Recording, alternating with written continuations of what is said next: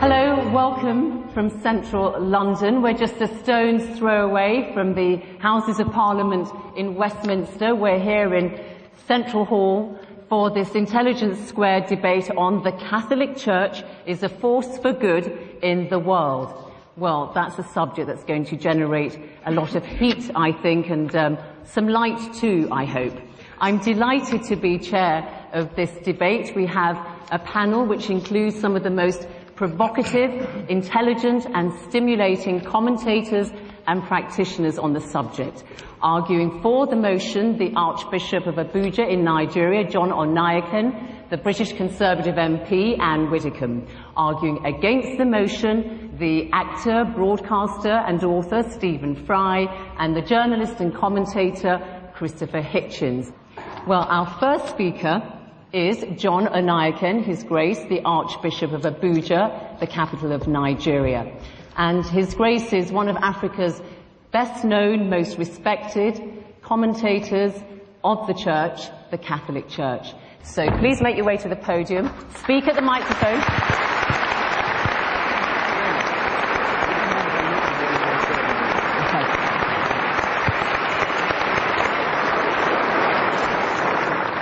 Friends, I certainly must say I'm grateful to be here because for me it's more than a matter of debate because that's what my life is all about. If I didn't believe that the Catholic Church is a force for good, I would not devote my whole life to precisely working in that institution, hoping that I am involved in something that is good for the whole world. You see, for me to be a Catholic is a gift of God. Let me start with the word church, the Catholic Church. Obviously, it means many things to many people, but I think as an archbishop, I should be in a position to say what it does mean, especially to us Catholics.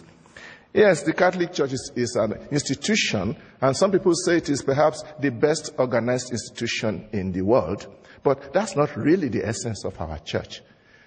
We should go beyond the institution. And for us, the church is first and foremost a community of believers. And this is a community of believers that is spread all over the world, made up of all kinds of people. And the institution itself, as well as those whom we normally consider church people dressed up like me, for example, we are there only because of that huge community of people who are Catholics. I'm stressing this so that when you are asking yourself, is the Catholic Church a force for good in the world? Don't look at me. Don't look at Benedict XVI. Look at the Catholics all over the world. That the church is a force for good in the world seems obviously to me is quite obvious. The question probably we should ask is, what kind of force? There was once an arrogant dictator who asked in disdain, how many battalions has the Pope? Obviously, he completely missed the point. It's not about military force or physical force, but it is about force.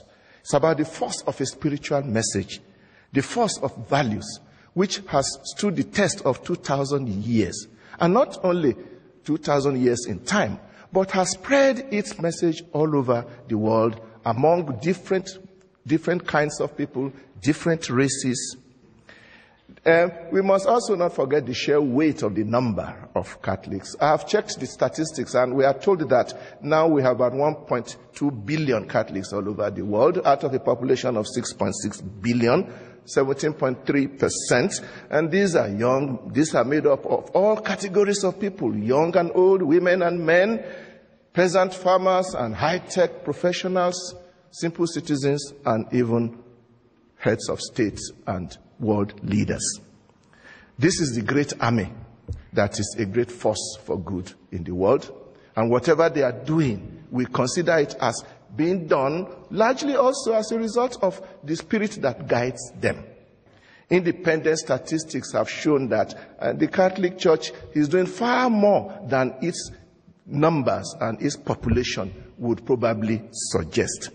The action of the Church is most significant in communities that are reduced to poverty and misery by human neglect and sometimes by hostile environments.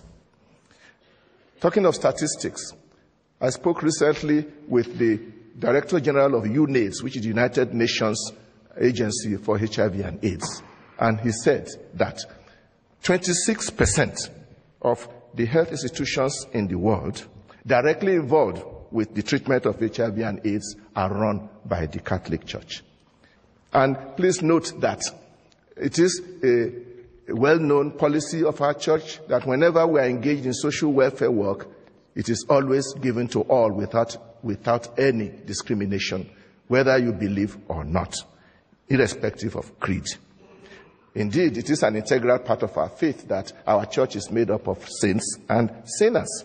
We are all struggling towards that perfection which Jesus asked us all to follow. Nor am I denying that the Catholic Church has always and everywhere done excellent things, even sometimes in high levels. But this again only proves that we are in this world. Even the late Pope John Paul II had no difficulty at all in admitting the mistakes that people who claim to be Catholics and working in the name of the church have done in the past, and even apologized. And such gestures of apology is very rare in our world today. Let me conclude by drawing your attention to one particular aspect of my faith which I admire greatly. We are very open to dealing and moving and collaborating with others. And I think this is very important for the world of our days. We are talking of the world of today. We need more and more efforts to link hands across all divides so that we can manage to make our planet a better place. A world of justice and peace. Is there still anybody here who still doubts whether the Catholic Church is a force for good in the world? Thank you very much.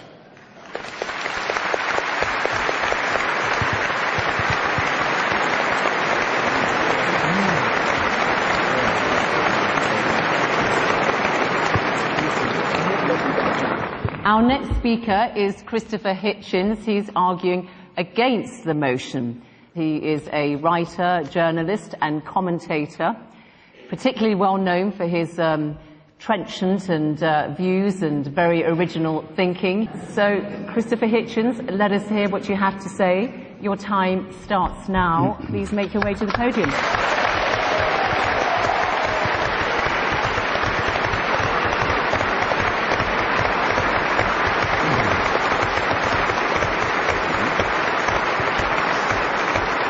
I'm sorry to have to begin by disagreeing with His Grace. If you're going to be a serious grown-up person and appear to defend the Catholic Church in public in front of an educated and literate audience, you simply have to start by making a great number of heartfelt apologies and requests for contrition and forgiveness. Now, you might ask,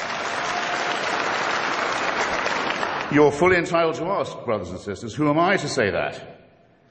Well, in the Jubilee Millennium Year of 2000, the Vatican spokesman, Bishop Piero Marini, said, explaining a whole sermon of apology given by His Holiness the Pope, given the number of sins we've committed in the course of 20 centuries, reference to them must necessarily be rather summary. Well, I think Bishop Marini had that just about right. I'll have to be summary too. His Holiness on that occasion